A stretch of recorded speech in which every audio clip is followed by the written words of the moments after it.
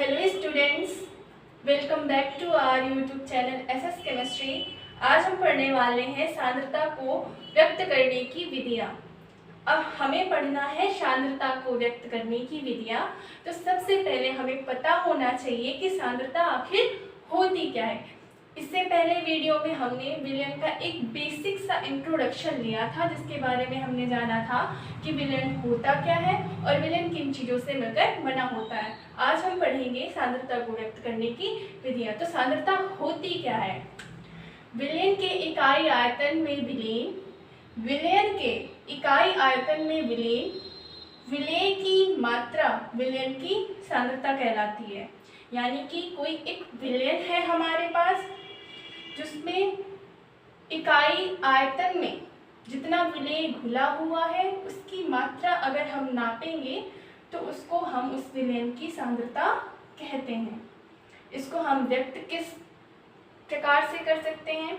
एक होता है हमारा भार प्रतिशतता, जिसको हम W/W से भी रिप्रेजेंट करते हैं। क्वेश्चन में यही पूछते हैं इसी तरह से कि अगर हमारे पास मान लो H2SO4 है, इतना X H2SO4 है W/W, इसलिए मैंने यहाँ पे लिखा है आपके लिए W/W ताकि आसानी हो, क्योंकि ये डिफिनीशन तो एग्जाम में पूछी नहीं जाती है, इससे न्यूमेरिकल ही आता है। आपको दिया जाएगा जैसे ये लिखा है मैंने X% of W/W of H2SO4, ऐसे कुछ क्वेश्चन पूछे जाएंगे। तो भार प्रतिशतता क्या होता है? 100 ग्राम विलयन में उपस्थित विलय के ग्रामों की संख्या विलयन की भार प्रतिशतता कहलाती है। इसको हम इस प्रकार से समझ सकते हैं कि मान लो क्वेश्चन में आपको दिया होगा X%, इसकी जगह कोई नंबर हो सकता है कि 49%, 50%, 30%, ऐसे कुछ W/W यानी कि भार बटे भार, वेट बाई वेट, W/W का मतलब H2SO4। तो इसको अगर हम ओपन करके लिखें तो कैसे लिख सकते हैं? ऐसे समझ सकते हैं कि X ग्राम H2SO4 यानी कि X जो यहाँ पे दिया हुआ है वो H2SO4 की मात्रा दी हुई है कि इतना H2SO4 घुला हुआ है, यानी कि विलय की मात्रा है। X gram H2SO4 is present in 100 gram solution. हमारे पास कोई सोल्यूशन है जो कि जिसकी मात्रा कितनी है? 100 ग्राम। उस पर विलय कितना है हमारा? X H2SO4 ग्राम में। तो इसका फॉर्मूला बन जाएगा भार प्रतिशतता बराबर विलय का भार, यानी कि जो घुला हुआ है विलयन में उसका भार किसमें? ग्राम में। यूनिट याद रखनी है, ग्राम में बटे विलयन का भार ग्राम में इंटू 100, क्योंकि हम प्रतिशत निकाल रहे हैं तो इंटू 100 होगा ही होगा। आगे आयतन प्रतिशतता, आयतन प्रतिशतता में व्यक्त करते हैं सांद्रता को। कैसे? 100 ml विलयन में उपस्थित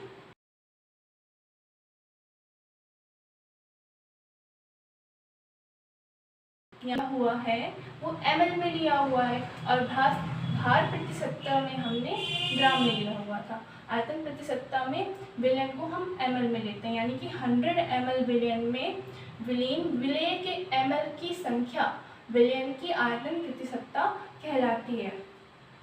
इसको हम इस प्रकार से रिप्रेजेंट करते हैं कि X% ऑफ V/V, यानी कि H2SO4 X% हमारे पास V/V यानी कि आयतन बटे आयतन क्या है?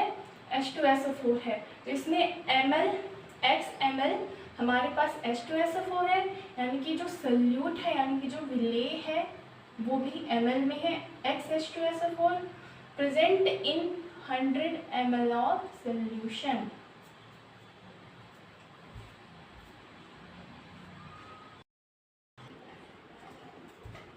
चलिए तो फटाफट से हम आयतन प्रतिशतता के फॉर्मूला को देख लेते हैं।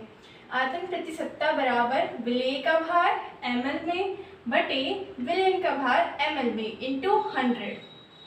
अब दूसरा कंसंट्रेशन टर्म है, यानी कि सांद्रता को व्यक्त करने की तीसरी विधि है भार आयतन प्रतिशत। इसकी डिफिनेशन क्या है? विलयन के 100 ml यानी कि जो विलयन लिया है हमने वो 100 ml है, उसमें विलय के ग्रामों की संख्या जो है वो विलयन की भार आयतन प्रतिशतता कहलाती है।